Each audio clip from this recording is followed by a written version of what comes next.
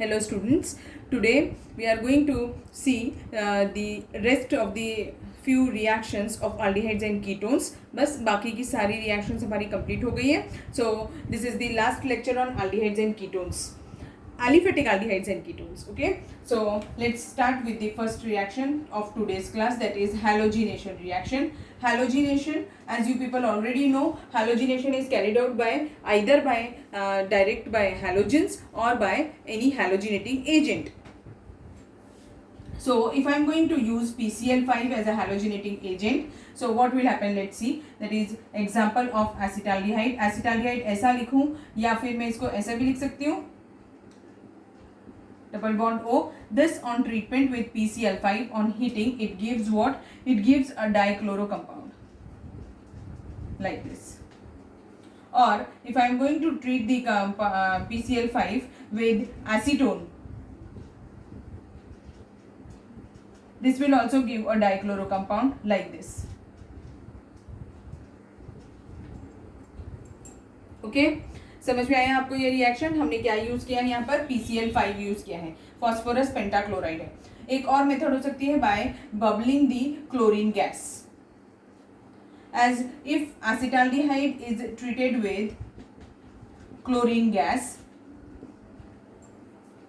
this reaction is carried out under suitable temperature and pressure so that it gives CCl3CHO. याद है ये क्या बनता है? इसे क्या बुलाते हैं? क्लोराल बुलाते हैं. हमने आइडोफॉर्म टेस्ट में ये पढ़ा था, क्लोराल फॉर्म होता है. और सेम वैसे ही अगर मैंने कीटोन के साथ किया तो CH3COCH3. This on treatment with chlorine gas, on bubbling the chlorine gas in acetone, it will give what? CH3. अब इसके पास में जितने भी अल्फा हाइड्रोजन आइटम्स होते हैं वो रिप्लेस करता है ये क्लोरीन.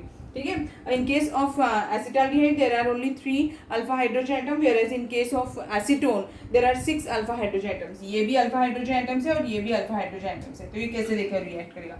COCH2Cl, एक एक करके क्लोरीन भी रिप्लेस कर सकता है, या फिर CH3COCHCl2 या फिर CH3COCCl3, ऐसा भी फॉर्म हो सकता है.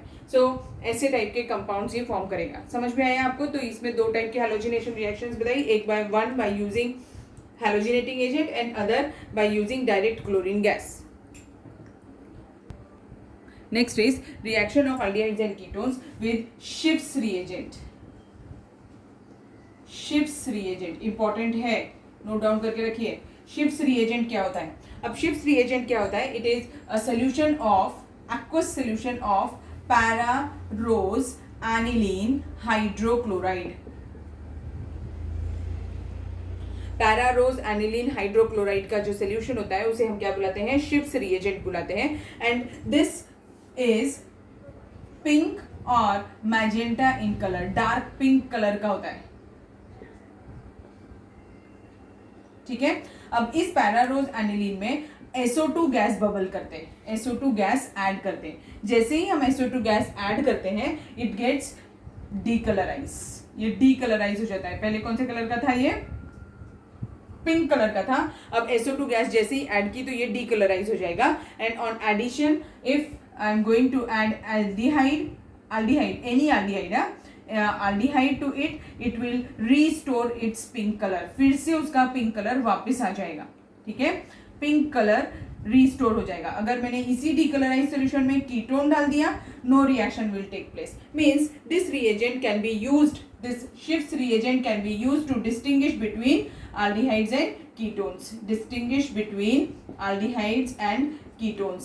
तो क्या होगा? Aldehydes give positive test for Schiff's reagent and ketones do not react with Schiff's reagent. They do not react with Schiff's reagent. समझा क्या बोला है मैंने? तो अभी आपको ये समझ में आ गया कि क्या है ये Schiff's reagent can be used as a distinguishing test between aldehydes and ketones. क्या है Schiff's reagent? होता क्या है? पैरारोज एनिलीन हाइड्रोक्लोराइड का सोल्यूशन होता है. वो कौन से कलर का होता है? डार्क पिंक कलर का होता है. उसमें जैसे ही SO2 गैस पास करो तो वो डीकलराइज हो जाता है. और उसमें जैसे ही हमने एल्डिहाइड अगर मैंने डाल दिया तो वो रीस्टोर कर देता है पिंक कलर, यानी पिंक कलर वापस आ जाता है. वेयरएज अगर मैंने इसमें ही कीटोन डाला होता है डीकलराइज्ड सोल्यूशन में, तो वो पिंक कलर नहीं आता, वो वैसे ही रहता, because ketones do not react. समझा आपको ये कैसी रिएक्शन है? This is Schiff's reagent. Next है अब शिफ्स बेस। शिफ्स बेस क्या होता है ये देखिए। ऐसे बोर्ड में ये रिएक्शन कभी नहीं आएगी बेटा, और कॉम्पिटिटिव एग्जाम में कभी कभी क्वेश्चन पूछता है, इसीलिए हम पढ़ रहे हैं। शिफ्स बेस क्या होता है? In this whenever an aldehyde और ketone is treated with primary amine in presence of acid. Acid should be present in catalytic amount, बहुत ही कम क्वांटिटी में प्रेजेंट होना चाहिए, so that it gives Schiff's base. ठीक है, देखो अब रिएक्शन RCHO है, इसका रिएक्शन अगर मैं प्राइमरी अमाइन के साथ कराऊं तो देखो क्या बनेगा। Primary amine means RNH2 in presence of acid, it will remove water from it, तो अब क्या बन जाएगा फिर? RCH double bond NR। अगर मैं इसे R डैश कर दूं तो ये भी R डैश हो जाएगा। ठीक है, समझ में आया? इसे क्या बुलाते हैं? शिफ्स बेस बुलाते हैं, और इसमें बाय प्रोडक्ट क्या है? वाटर। याद होगा हमने ऐसी रिएक्शन उधर पढ़ी थी जब हम न्यूक्लियोफिलिक एडिशन एलिमिनेशन रिएक्शंस पढ़ रहे थे एल्डिहाइड्स और कीटोन्स की विद अमोनिया। वैसी ही रिएक्शन है, कोई चेंज नहीं है। अब इसके बाद में हम पढ़ेंगे polymerisation reactions of aldehydes and ketones. Now next is polymerisation reaction.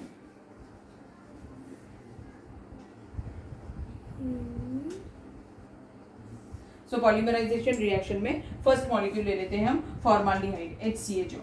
अगर HCHO के 3 मॉलिक्यूल्स ले लें तो it forms such a type of compound, that is CH2 होता है, एक ऑक्सीजन, CH2, एक ऑक्सीजन, एक ऑक्सीजन, CH2, ऐसा। ठीक है, दिख रहा है आपको? 3 CH2 ग्रुप है और 3 ऑक्सीजन है, तो ये 3 मॉलिक्यूल से बना है फॉर्माल्डिहाइड के। And this compound is termed as what? Trioxane, या फिर मेटाफॉर्माल्डिहाइड भी बुलाते हैं। क्या बुलाते हैं इसे? ट्राईऑक्सेन और मेटाफॉर्माल्डिहाइड।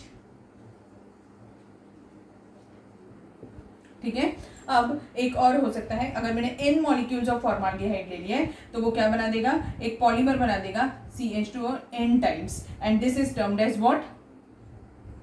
Para formaldehyde. क्या बुलाते हैं इसे? पैरा फॉर्माल्डिहाइड बुलाते हैं।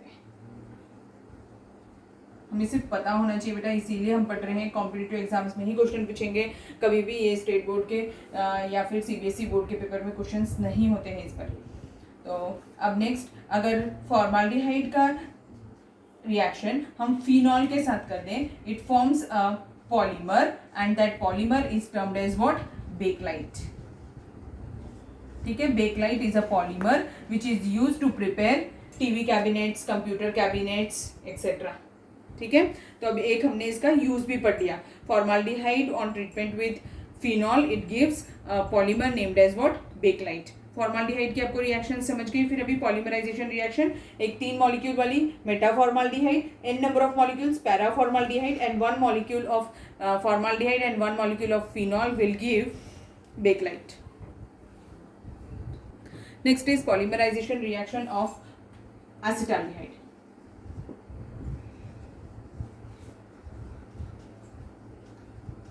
तो अभी देखो कैसा होगा।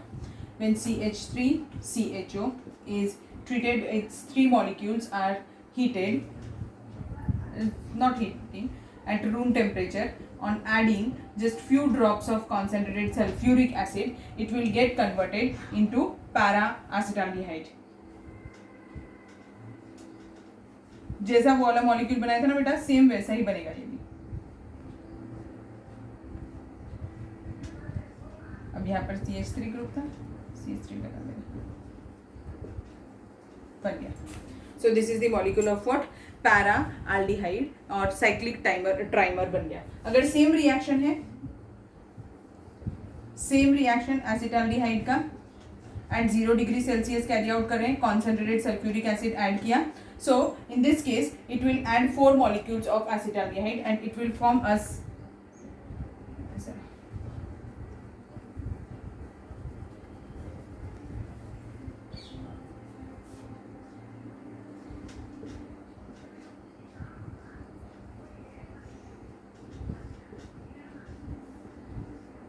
ऐसा ज्वाइनिंग होगा CH3 CH3 H CH3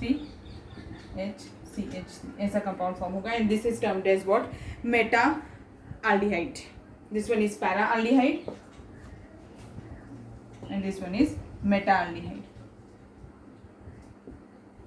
ठीक है, समझ में आ गया ये रिएक्शन भी. अब नेक्स्ट है reaction with, that is the polymerisation reaction of acetone. अब देखो पॉलीमराइजेशन ऑफ एसीटोन कैसे करते हैं. कॉम्पिटिटिव एग्जाम में बेटा कहाँ से क्वेश्चन आएगा हम कुछ बता नहीं सकते, इसीलिए हमें सारी रिएक्शंस पढ़नी पड़ रही है. अदरवाइज अगर हम सिर्फ बोर्ड्स का पढ़ रहे होते तो हमने ये रिएक्शंस छोड़ भी दी होती तो चलता.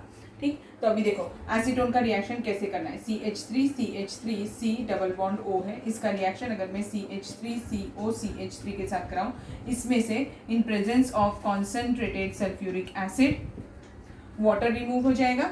आपको पता है ये किसकी तरह एक्ट करता है, डिहाइड्रेटिंग एजेंट की तरह एक्ट करता है, इसीलिए it will remove water from it.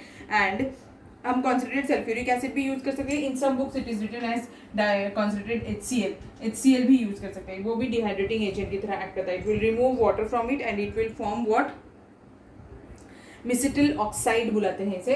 तो देखो कंपाउंड कैसे दिखता है, CH3 C double bond COCH3 ऐसा कंपाउंड फॉर्म हो जाएगा. ठीक है, और एक H रहने वाला है क्योंकि यहाँ पर दो एक H रहेगा.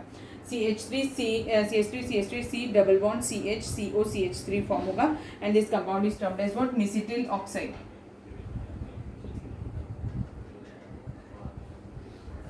ठीक है, अगर मुझे इसका IUPAC नेम लिखना है तो क्या है, आप लिख सकते हैं, आपको आएगा ये लिखना है ना.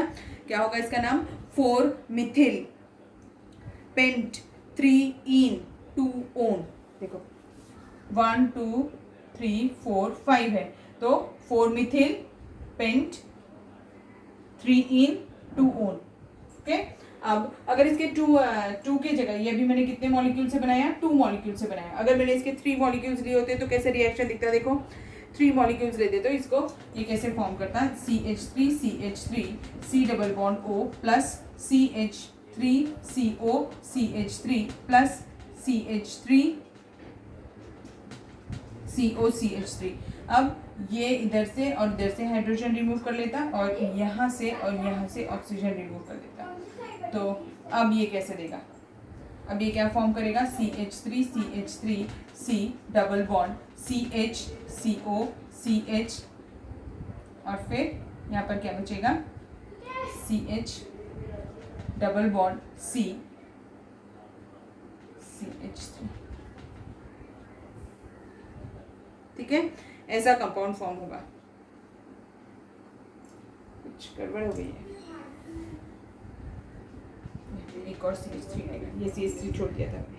ये ऐसा कंपाउंड फॉर्म करेगा और ये कंपाउंड का नाम क्या है, फोरोन. इस पर क्वेश्चन पूछा है बेटा, फोरोन कि फोरोन क्या है, ये कितने मॉलिक्यूल से बनता है और क्या उसमें स्टार्टिंग रिएजेंट होता है, रिएक्टेंट होता है. तो क्या है, एसीटोन के साथ में जब रिएक्शन करेंगे तब फोरोन फॉर्म होगा. और फोरोन का आप IUPAC नेम भी लिख सकते हैं, वो होमवर्क है आपको, आप ट्राई करके देखिएगा. अब नेक्स्ट देखेंगे, एक और मेथड हो सकती है. Instead of using dry HCl, ये यहाँ पर ड्राई HCl गैस यूज किया. Instead of using dry HCl अगर मैंने कॉन्सेंट्रेटेड सल्फ्यूरिक एसिड यूज किया तो ये क्या बनाएगा, इट विल फॉर्म अ मिसिटिलीन.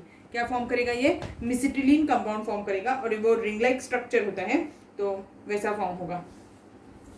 यही सेम रिएक्शन अगर मैं कॉन्सेंट्रेटेड सल्फ्यूरिक एसिड के साथ कैरी आउट करूं तो रिएक्शन कैसे दिखने लगेगी, रिंग फॉर्म में फॉर्म होगा.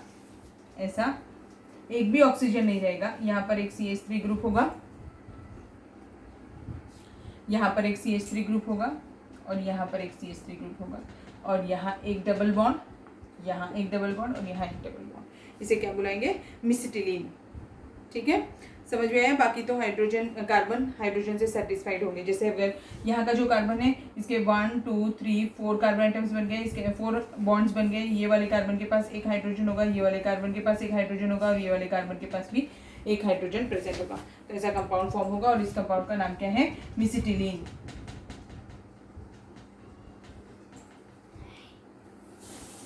ठीक, समझ में आ गया अभी आपको ये रिएक्शन क्या है. So here we ends with the reactions of aldehydes and ketones.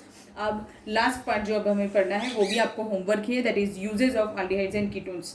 तो आप यूजेस कर लीजिएगा, कभी कभी क्वेश्चन 1 मार्क के लिए पूछते हैं और ऑब्जेक्टिव में भी क्वेश्चन पूछे जाते हैं। Okay, thank you.